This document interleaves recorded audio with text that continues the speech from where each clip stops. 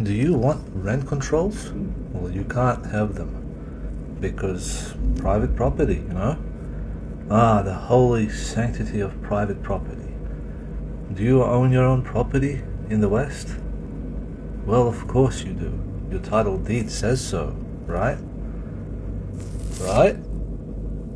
But of course, if you do not pay your taxes or rates for a few years, well, then your property might get taken away and auctioned off to repay your debts. So then, did you own it? Maybe.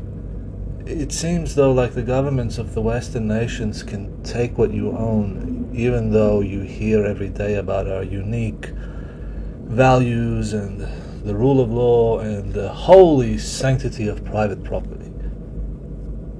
Can you grow marijuana on your property?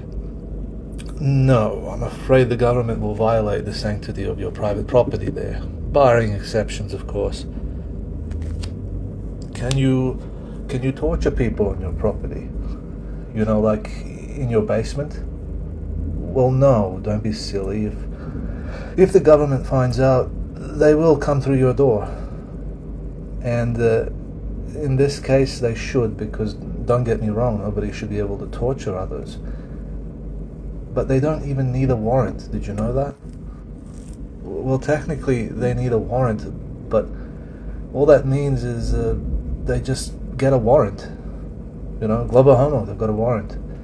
But good luck when you need a document. That takes time. But all in all, the Western governments punish violence very swiftly, don't they? What about in case of a home invasion?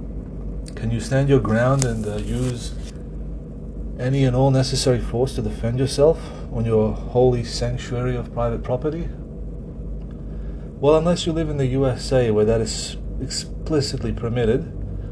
If you live in Australia like me, well then no, you cannot. You must be careful to use equal or less force in your defense.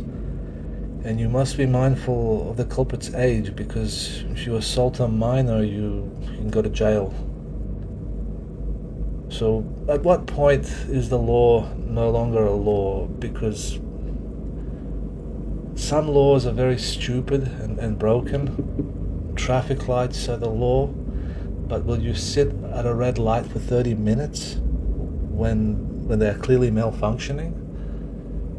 I mean, at what point does law become more of a guideline instead of a law? But hang on. What if you own investment properties? What if you own investment properties and there is talk of rents being out of control? Hello, 2024. And perhaps the governments might be about to cap rents or something like that. Can you imagine? Well, rest easy, because they cannot possibly do that, as you are protected by the holy sanctity of private property. It would be unthinkable. It would be racist. The government could not possibly get involved there. Why would the government get involved in something like rent? That wouldn't make any sense at all. You see, as a renter, or generally a poorer working class person, you are required to be very, very empathetic. You must always turn the other cheek, and, well, personally, I couldn't agree more. That is the way to go. I mean, it worked for Jesus, it works for me, it can work for you, but you see, above a certain wealth ceiling, you are, it seems at least at first sight, not required to be very empathetic. I mean, you are in a grand scheme of things, but as far as we are able to observe with our own five senses, the control mechanisms that exist to ensure the unyielding amounts of understanding and empathy within the working class, those same mechanisms, well, they just don't seem to be present for those, like I mentioned, that are above a certain wealth ceiling.